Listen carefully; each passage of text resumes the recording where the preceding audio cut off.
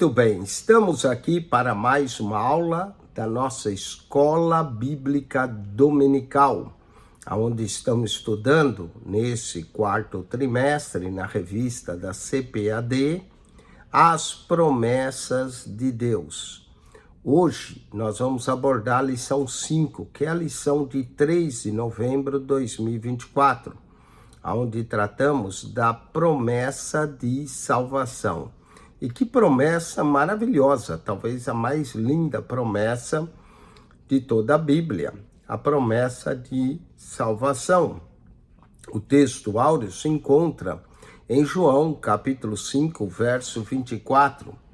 Na verdade vos digo, que quem ouve a minha palavra e crê naquele que me enviou, tem a vida eterna e não entrará em condenação, mas passou da morte para a vida. João, capítulo 5, verso 24. A verdade prática. A promessa da vida eterna é a maior bênção divina para todo aquele que crê em Jesus Cristo. Vamos então à leitura do nosso texto em classe. Se encontra no Evangelho de João, capítulo 3, verso 14 ao verso 21. Olha só que passagem bíblica. E como Moisés levantou a serpente no deserto, assim importa que o Filho do Homem seja levantado, para que todo aquele que nele crê não pereça, mas tenha a vida eterna. Porque Deus amou o mundo de tal maneira que deu seu Filho unigênito, para que todo aquele que nele crê não pereça, mas tenha a vida eterna. Porque Deus enviou o seu Filho ao mundo, não para que condenasse o mundo, mas para que o mundo fosse salvo por ele. Olha que promessa, hein? O mundo salvo por ele. Quem crê nele não é condenado, mas quem não crê já está condenado, porquanto não crê no nome do unigênito Filho de Deus. E a condenação é esta, que a luz veio ao mundo, e os homens amaram mais as trevas do que a luz, porque as suas obras eram más. Porque todo aquele que faz o mal aborrece a luz, e não vem para a luz, para que as suas obras não sejam reprovadas. Mas quem pratica a verdade, vem para a luz, a fim de que as suas obras sejam manifestas, porque são feitas em Deus. Vamos ao comentário da nossa lição. Na introdução, temos que a salvação é um dos mais importantes temas das páginas da Bíblia, e de fato é, pois é a principal promessa de Deus para a humanidade. De que adianta viver nesse mundo 70, 80 anos, ou até chegar aos 90, e no fim vier a perder a sua alma. A salvação é a melhor promessa que nós encontramos em toda a Bíblia. A Bíblia é um livro de salvação, e essa salvação está em Cristo Jesus. A doutrina bíblica da salvação nos leva a conhecer quão grande é o amor de Deus para com o ser humano. João 3,16, porque Deus amou o mundo, amou a todos, amou a você, amou a mim. E é exatamente isso que nos mostra o Evangelho de João, no seu capítulo 3, versículo 16, que estudaremos essa promessa da salvação, da sua natureza e perseverança. A palavra-chave aqui nessa lição é salvação. Falemos então da promessa de salvação, ou a promessa da salvação, que é uma maravilhosa salvação. O texto de Hebreus nos diz como escaparemos nós se negligenciarmos tão grande salvação. Hebreus capítulo 2, verso 3. A leitura bíblica em classe nos lembra a passagem bíblica do Antigo Testamento, em Números capítulo 21, verso 4 ao 9, que trata de um ato simbólico em que a cura física seria realizada para quem olhasse para a serpente de bronze no deserto, e teria a maldição removida ao ser picado pela serpente e seria salvo. Semelhantemente, o sacrifício de Jesus na cruz do Calvário proporciona redenção para a alma carente da salvação. João capítulo 3, versos 14 e 15. Dessa forma, o amor de Deus é revelado nas Escrituras de uma maneira que não se pode mensurar, ao ponto de entregar seu único filho para salvar naquele que crê. João capítulo 3, verso de número 16. Essa preciosa promessa nos traz duas realidades. Primeiro, a de quem crê não será condenado. João capítulo 3, verso 18. E a de quem não crê já está condenado. Não é que vai ser, já está condenado. Incredulidade, deixar de crer em Jesus, é o pior pecado que o homem pode cometer. Logo, a salvação, ela é um maravilhoso presente de Deus, mas é um presente para aqueles que creem, para todos aqueles que creem em seu Filho. Falemos da obra da salvação.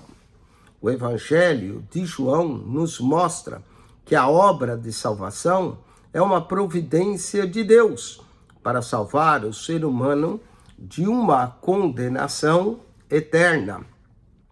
No sentido geral, a palavra salvação, que vem do grego de soteria, traz um sentido de livramento, de perigo, de ameaça. Lucas capítulo 1, versos 69 e 71. Salvação também representa na Bíblia saúde, Atos 27 e 34, que aqui representa livramento também da prisão, Filipenses capítulo 1, verso 19. Livramento do dilúvio, conforme Hebreus 11, verso 7. Dessa maneira, a salvação propriamente dita tem a ver com os que recebem a Cristo Jesus como seu suficiente Salvador. Quando isso acontece, somos imediatamente libertos da escravidão, do poder do pecado, do poder das trevas e do poder de Satanás e, principalmente, da condenação eterna. Atos 4, verso 12, Romanos 6, verso 4 a 11. Falemos do Salvador. A obra de salvação tem como base a entrega do Filho de Deus como aquele que pagou o preço do pecado. Jesus se fez pecado por nós na cruz. Portanto, Jesus é o nosso Salvador, como bem expressa o termo grego soter, que quer dizer salvador, libertador, preservador e conservador. E você pode ler Lucas 2, verso 11, João 4, 42, o Salvador do mundo, Atos 5, 31, 2 Pedro, capítulo 1, verso 11. Assim sendo, o Evangelho de João nos revela que todo ser humano foi corrompido pelo pecado e por isso precisa de um Salvador. Paulo também diz, todos pecaram e destituídos estão da glória de Deus. Romanos 3, verso 23. Também lemos em João 6, ou Romanos, capítulo 6, verso 23, escrito, o salário do pecado é a morte, mas o dom gratuito de Deus é a vida eterna em Cristo Jesus. Esse Salvador de João, capítulo 3, que nos é revelado, nos garante a gloriosa promessa da salvação, o Filho de Deus que veio ao mundo para salvar, para que todo aquele que nele crê não pereça, mas tenha a vida eterna.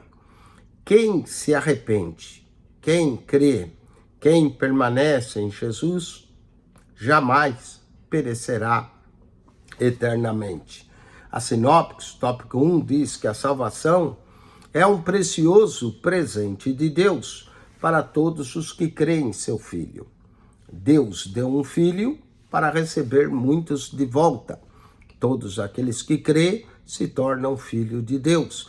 mas a todos quantos o receberam, a saber, os que creem no seu nome, deu-lhes o poder de serem feitos filhos de Deus. João, capítulo 1, verso 12. Falemos da natureza da promessa de salvação. Podemos compreender a natureza da promessa de salvação estudando alguns aspectos salvíficos dessa grande obra. Primeiro deles, a justificação. Um dos aspectos da obra salvífica que está apresentado em termos bíblicos é a justificação. Quem é alcançado pelo Evangelho de Cristo e crê no Filho de Deus com todo o seu coração, é declarado justo, isto é, livre de culpa e do merecimento da punição divina. O que crê, ele não é mais condenado, está declarado absolvido, sendo, pois, justificados pela fé, temos paz com Deus. Romanos 5:1. Portanto, ele agora é um salvo. Por intermédio da justificação, o pecador é visto por Deus como se não houvesse praticado ou transgredido alguma transgressão. Dessa forma, fomos justificados e, por isso, temos plena paz com Deus, por intermédio de nosso Senhor e Salvador Jesus Cristo. Romanos 5:1. Segundo ponto da salvação é a regeneração. Regeneração é o nascer de novo. Para que a obra de salvação apresentada no Evangelho, em João capítulo 3, se manifeste na vida do salvo, é necessário que ocorra a regeneração, que é denominado novo nascimento, nascer de novo, ou ainda, de acordo com o grego do texto, nascer de cima. No mesmo capítulo, João capítulo 3, verso 1 e 6, uma pessoa que nasce de novo, nasce de cima, passa por um processo de transformação interior, em que o coração sofre uma mudança radical por intermédio do Evangelho. Evangelho que não transforma, graça que não liberta e não transforma é graça barata. Mediante o poder do Espírito Santo, João capítulo 16, verso 7 e 11, que nos convence do pecado, da justiça e do juízo, essa obra é feita diretamente pelo Espírito Santo no coração daquele que crê. Então, o pecador agora se torna um filho de Deus, uma nova criatura, e passa a andar em novidade de vida, de acordo com Romanos 8, 16, 17, 2 Coríntios 5, 17. Assim, se alguém está em Cristo, nova criatura é. As coisas velhas se passaram, eis que tudo se fez novo.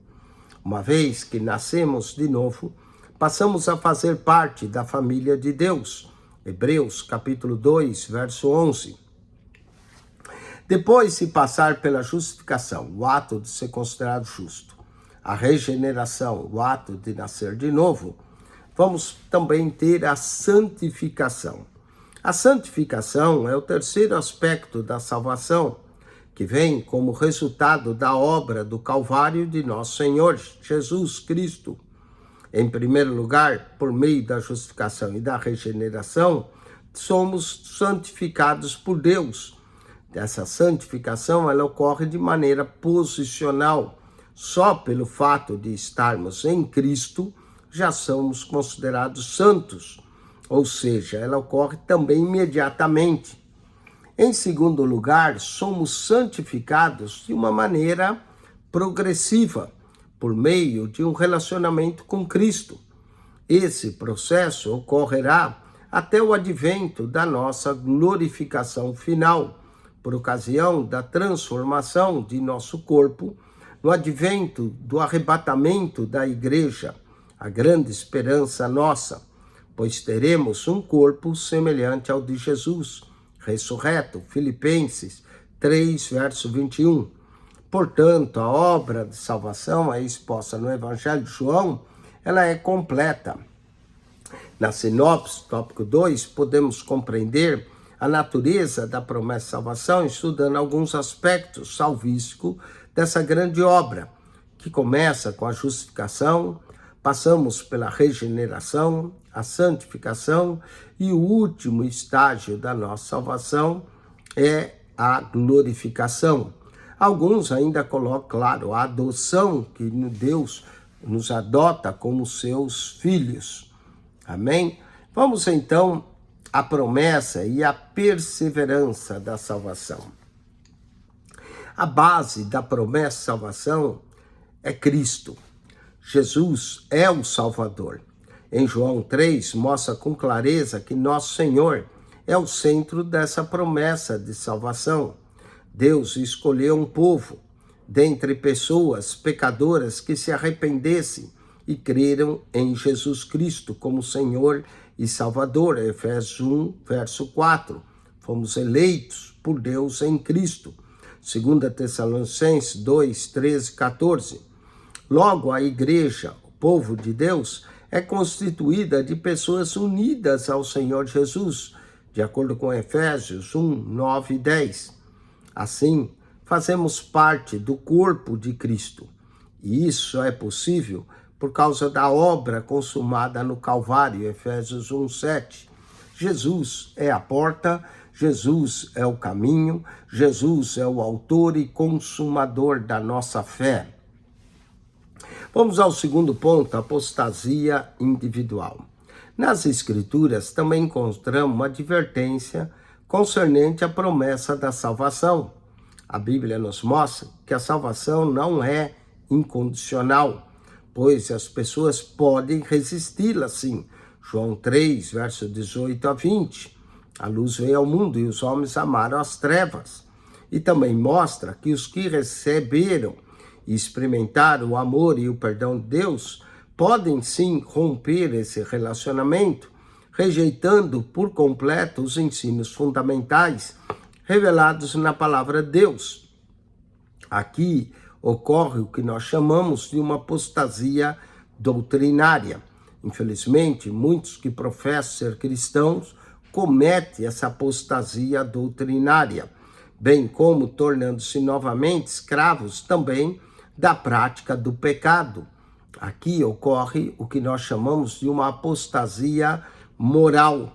A isso denominamos de apostasia moral, que implica numa rebelião contra Deus, no abandono e propósito da fé que uma vez nos foi entregue. E há diversos registros bíblicos que confirmam essa possibilidade. Atos capítulo 14, verso 21 e 22, 1 Timóteo 6, 10 a 12, aqueles que se entregam à avareza.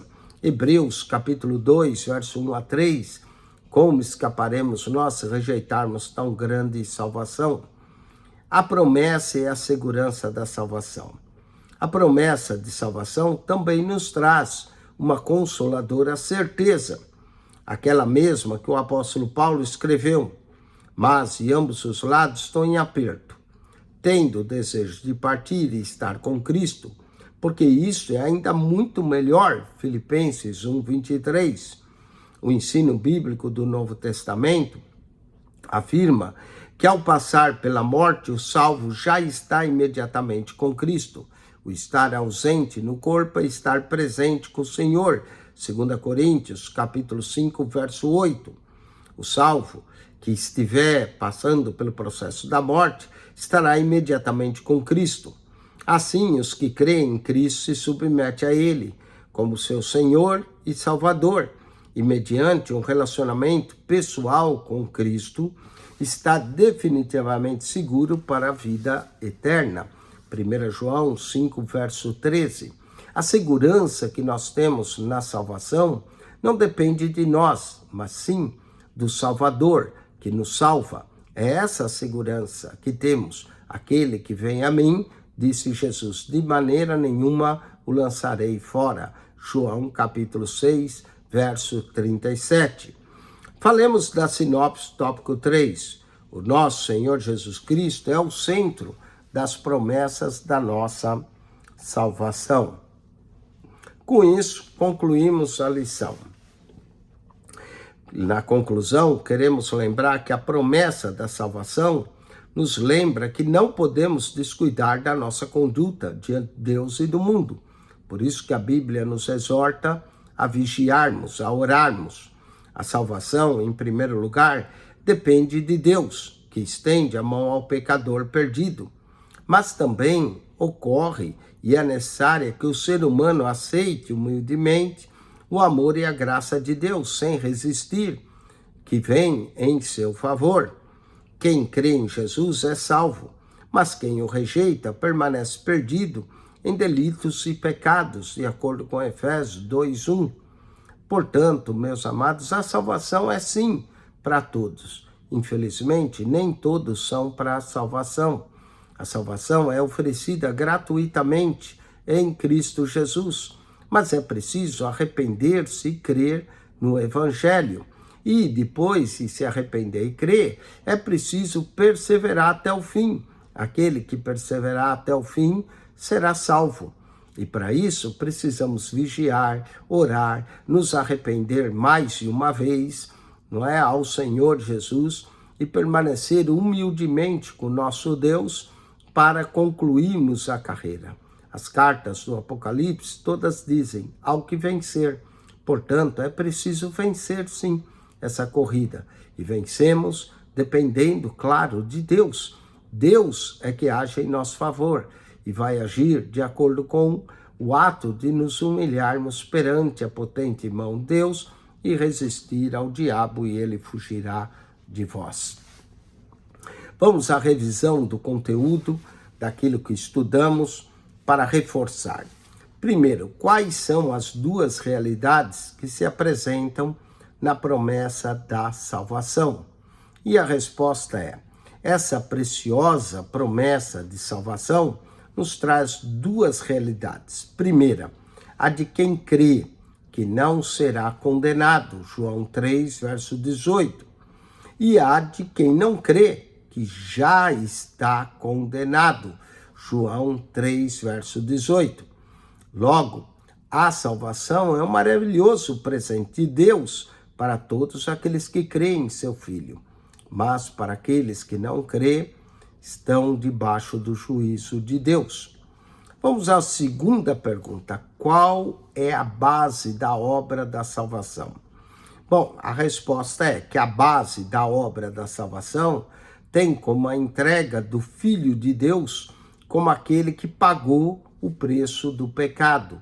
Cristo morreu pelos nossos pecados, segundo as Escrituras, que foi sepultado e ao terceiro dia ressuscitou, segundo as Escrituras. Esse é o Evangelho, puro e simples. 1 Coríntios, capítulo 15, verso 3 e 4. Vamos ao terceiro ponto, na justificação, como o pecador é visto por Deus.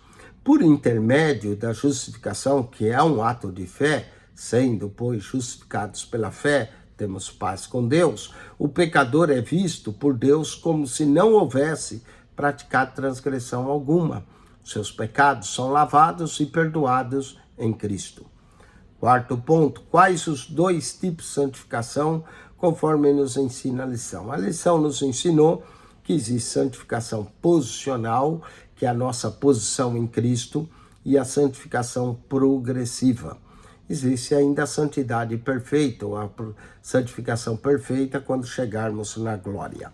Quinto, cite textos bíblicos que apresentam a possibilidade da apostasia individual na vida de um salvo.